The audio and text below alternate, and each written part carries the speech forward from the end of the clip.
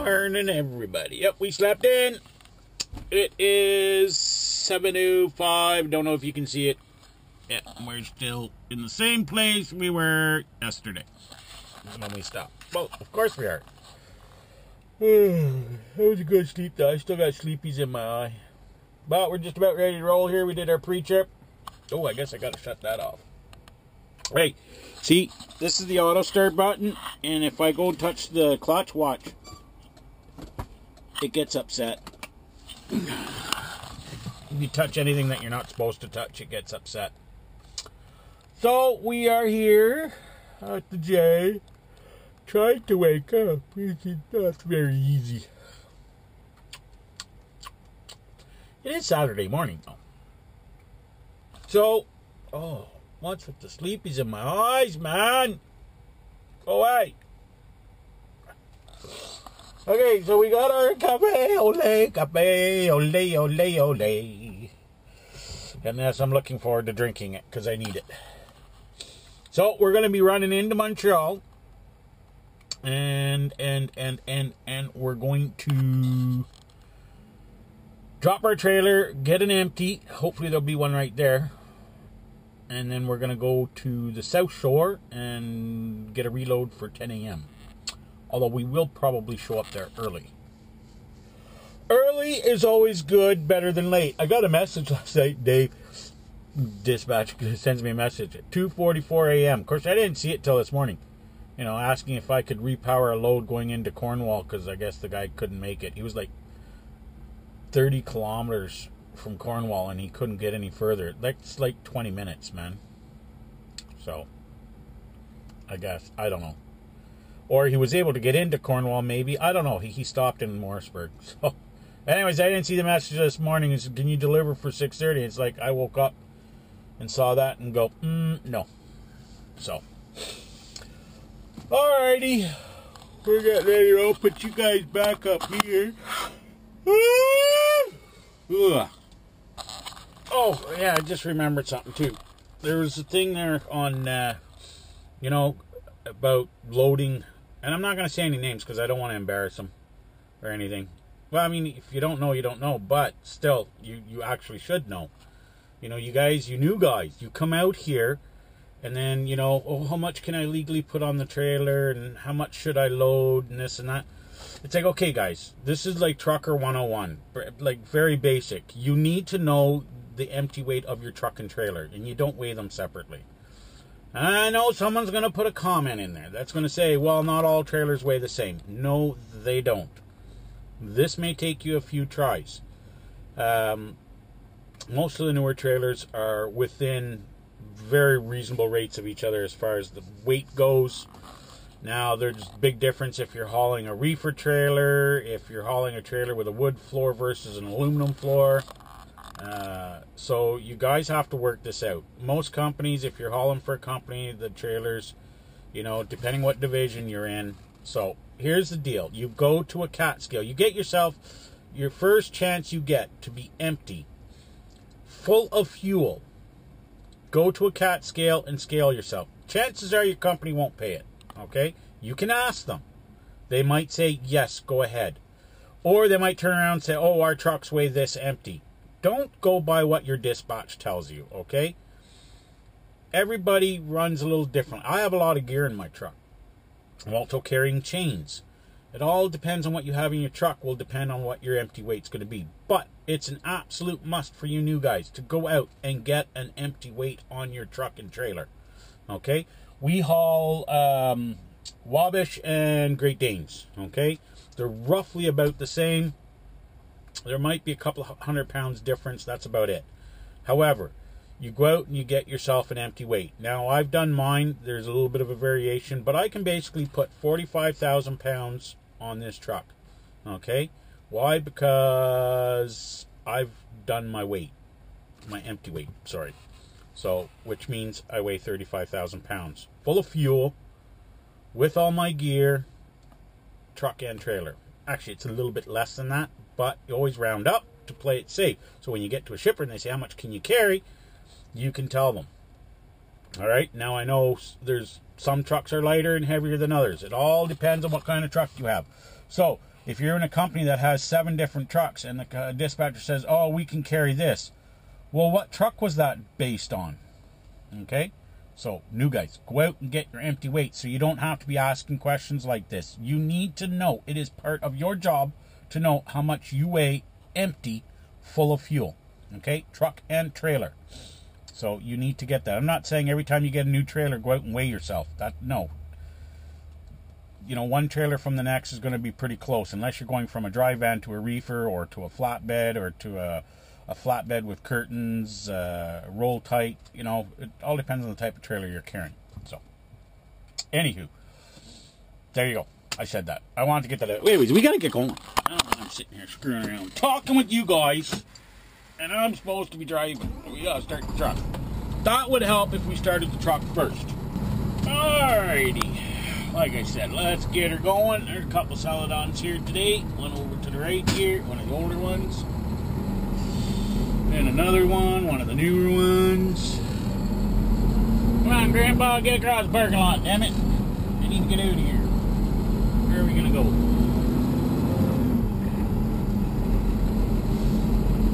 We'll just cut through the fuel island, because that's actually the exit.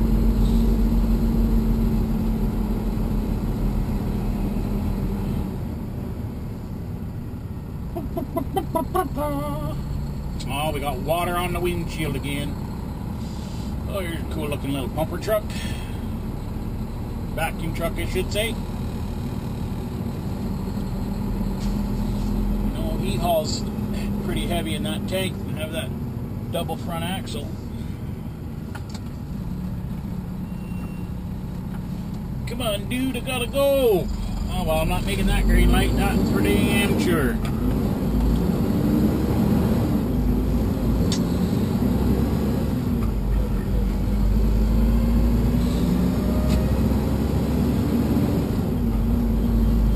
Yellow. I was going to say, going to go yellow as soon as I get up here, but it went yellow like right then. So, of course. Alrighty, we're just about into the Dorval yard. Now, even though I just did a map update on the Rand McNally, they still don't have the A30 on it, the new section. Even though the new section's been open for quite a while now,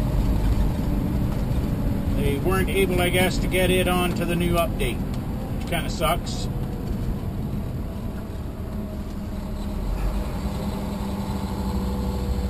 But that's the way it goes, I guess. Hopefully on the next one they'll have it. I was really thinking they would have it on this one. Now, I haven't, we're going to find out in a little bit to see if they've been listening at all. I don't think they have. Find out, but we'll see if we can get across the 15. Well, I really didn't want to go that way, but I'm really curious to see if it works.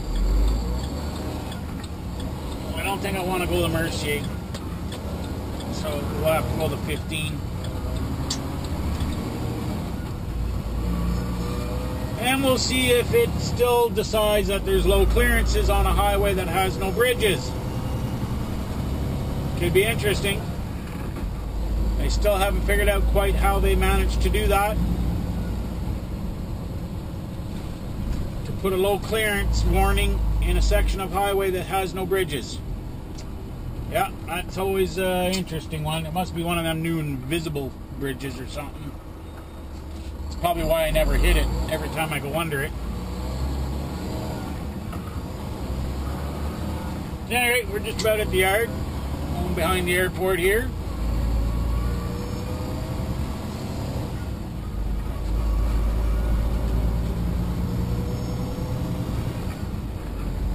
Alrighty, boys and girls. Another case of somebody not doing their post trip because this trailer should have been flagged, but it's not.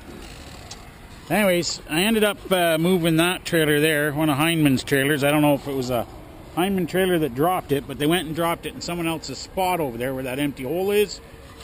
You're not supposed to do that. I know what you're saying. Well, maybe everything else was full. Well, I highly doubt it, number one. Number two, you don't just go park it anywhere. You go ask. And considering the company that parks in those 1, 2, 3, 4, 5, 6 spots. That's all they have is 6 spots. So you don't go take up that when there's just tons of room in the back where nobody ever parks. You could have parked it there. Anyway, so I did my pre-trip on this empty trailer when I was going around looking for a trailer to see which empty I wanted to take. And I'm taking this one for a particular reason. Because when I walked up beside it, I noticed something missing. And this trailer's not flagged, which means the person didn't do his post-trip. I want to see if you guys can pick up on it.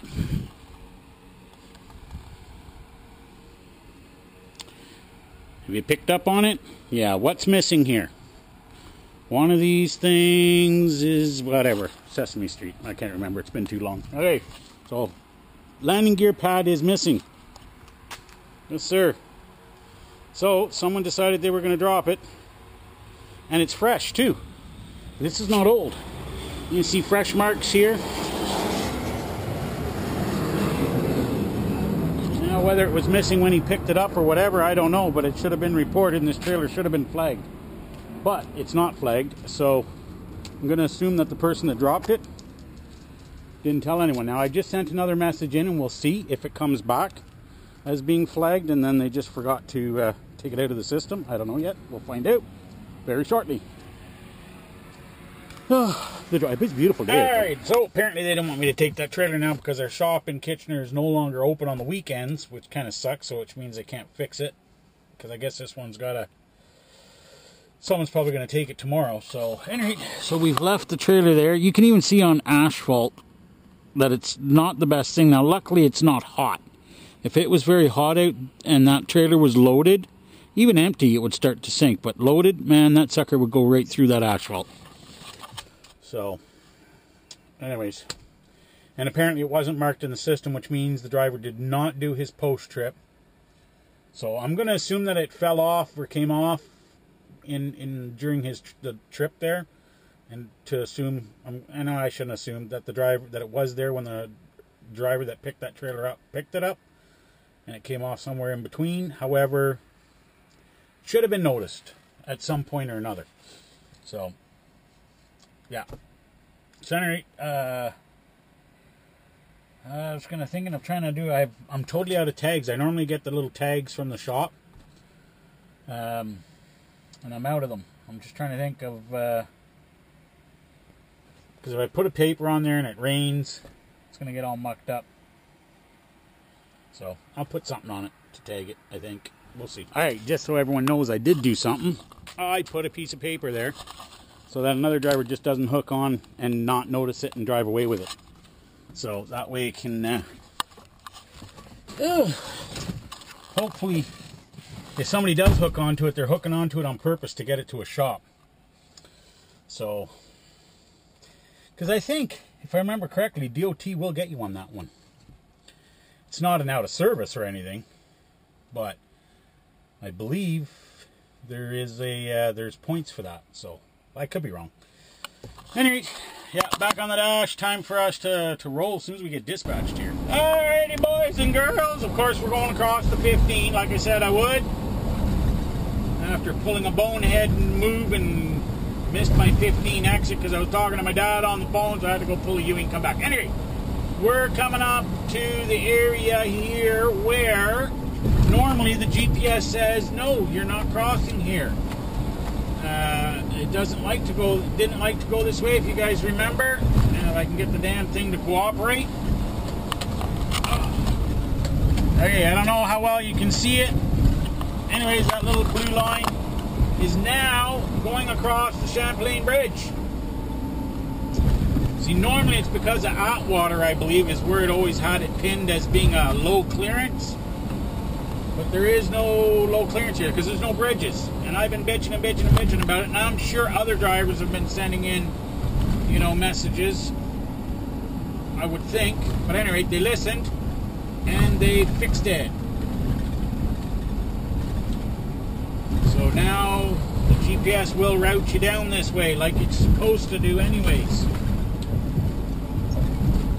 Would have been nice to get a message back from them from the hundreds of millions of messages I sent them saying, yep, okay, we got your message, thanks, we'll we'll put it in on the next update, or we'll investigate and put it in on the next update.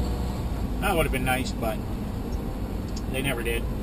But whatever the case is, the GPS says now we can go this way without coming back saying it's, you know, not advised, and then just canceling out your trip because it doesn't like the fact that you're going this way. And then it says no legal route could be found. So there you go. Wonderful, wonderful highway.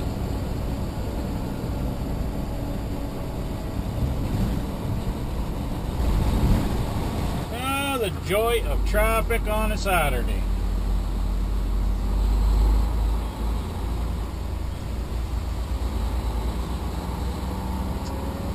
Not sure if it's an accident or a broke down or what it is, but holy crap, a lot of stupid people. Amazing how many people were trying to get into the left lane, even though this was visible from a distance. So it's a 3-car fender bender.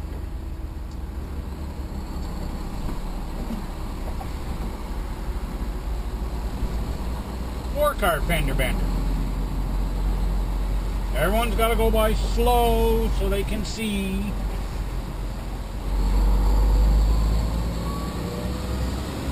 The only one that suffered any damage was the very last one.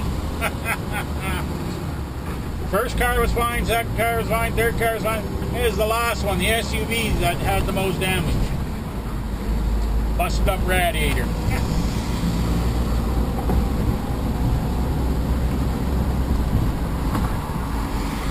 What happens when everybody follows too close?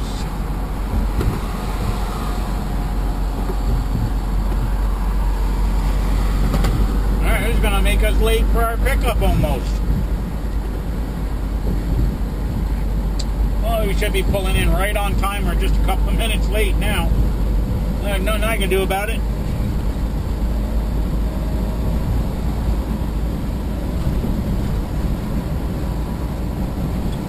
Alrighty, we're all loaded up and on our way back. Well, we will be shortly on our way to Kitchener.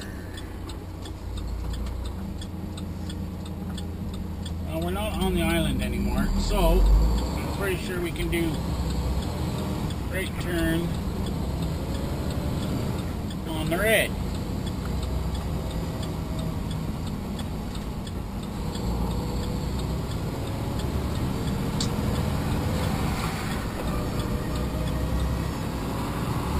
Oh, the joy, another heavy one, just under 42,000. Fortunately, there's no scales around here. The one scale we did have, which was the Flying J in Vaudreuil, is no longer there.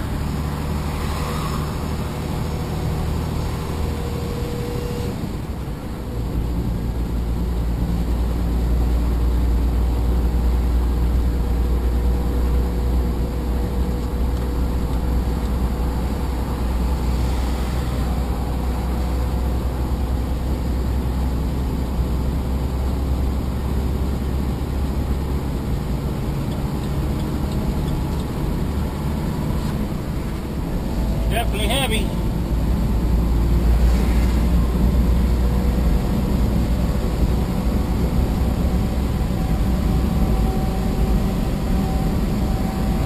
And so the day is just about done. Not a big day, but I don't know if you can see that or how well you can see it. 476 miles today, 0.3.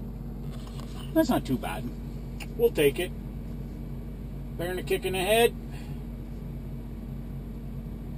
I want to go that way, or I want to go that way? I want to go that way. There we go. Alright, so we made it back into Kitchener. We are in the yard. Our trailer's dropped. We handed in our paperwork.